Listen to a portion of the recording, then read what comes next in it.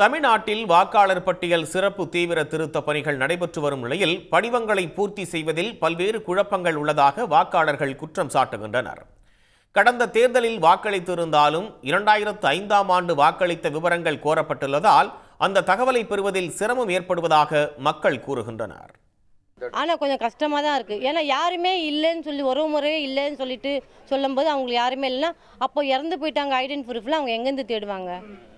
இப்போ அப்பா அம்மா இப்போ இவருக்கு அப்பா அம்மா இருக்காங்க, அவங்கள அம்மாவுடைய ஐடி ப்ரூஃப் இருக்கா இல்லையான்னு தெரியாது. இப்போ திடீர்னு அம்மாவது கொடுங்க அப்பாவது கொடுங்கன்னா ரொம்ப கஷ்டமாக இருக்குது. இப்போது ஓட்டு போட்டுருக்குறோம், ஆல்ரெடி எங்களுக்கு ஆதார் கார்டு அதெல்லாம் வச்சு தான் ஓட்டு கொடுத்தாங்க.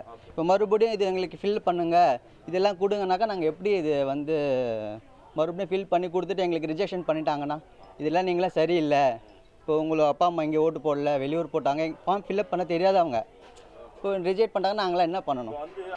இதில் 2005 பதிவு பெற்றவங்கள கீழே போடணும்னு சொல்லி குறிப்பிடுறாங்க.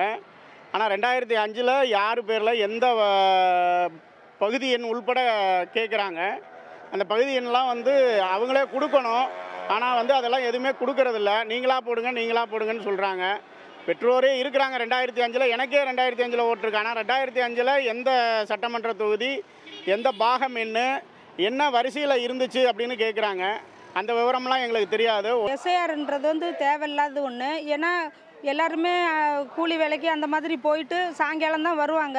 கணக்கெடுக்க வர்றவங்க வீட்டில் ஆள் இல்லைன்னு சொல்லிட்டு போயிடுற சூழ்நிலையில் வாக்காளர் பட்டியலில் அவங்க பேர் இடம் பெறாது, வாக்களிக்க முடியாது. ஆனால் இந்த எஸ்ஐஆர் இப்போ தேவையில்லை, அதை கொண்டு குழப்பம் செய்ய வேண்டாம். எஸ்ஐஆர் தேவைப்படாது. பழையபடி 2005 இருந்த பட்டியலை வச்சு வாக்களிக்க செய்யணும்னு சொல்லிக்கிறோம். உடனுக்குடன் செய்திகளை தெரிந்து கொள்ள சன் நியூஸ் பெல் ஐகானை கிளிக் பண்ணுங்க.